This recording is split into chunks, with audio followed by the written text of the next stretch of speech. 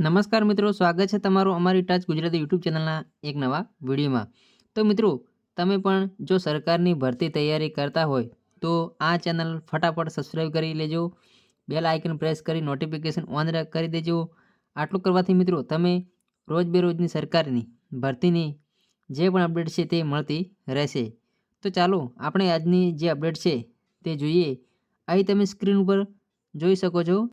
તાજેતરમાં લેવાયેલી ટેટ 1 પરીક્ષાના પ્રશ્નપત્ર કઠિનતા અને પરિણામની સંભવિતતાઓને રાજ્યની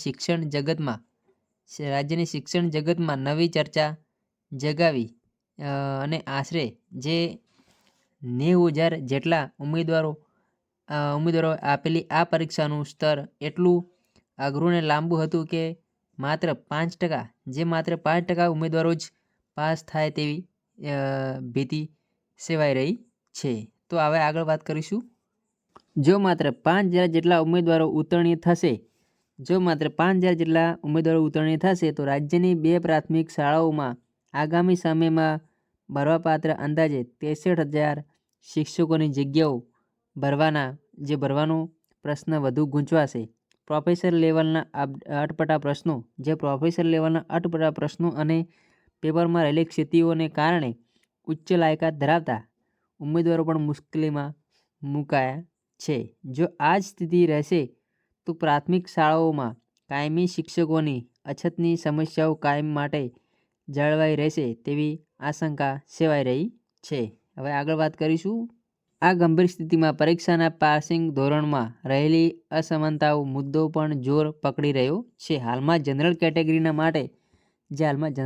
છે એમના માટે 60% અને અનામત વર્ગ માટે 55% પાસિંગ ગુણ નિર્ધારિત છે। આ અંગે કાર્કિતિક વિરોધ ઉઠ્યો છે કે ભારતીય બંધારણ અને જે સામાજિક વ્યવસ્થા મુજબ અનામતનો ઉદ્દેશ્ય શિક્ષણમાં પ્રવેશ અને નોકરીમાં અગ્રતા આપવાનો છે, પરંતુ કોઈ પણ કાયદો કે સમાજ સુધારક ઓછા ગુણ પાસ થવા માટે પ્રોત્સાહન આપવાની ભલામણ કરતું નથી। જ્યારે કોલેજમાં પ્રોફેસર બનવા માટે પાત્રતા પણ 55% ગુણ હોય ત્યારે, એટલે કે જે 82% ગુણ છે તે કરવામાં આવે અને જો જનરલ કેટેગરીના ઉમેદવારો પણ 55% એ પાસ ગણવામાં આવે તો વધારાના જે 1થી 3,000 જેટલા શિક્ષકો છે જે લાયક ઉમેદવારો તેઓ પાસ થઈ શકશે, જેનાથી શિક્ષકોની ઘટનો પ્રશ્ન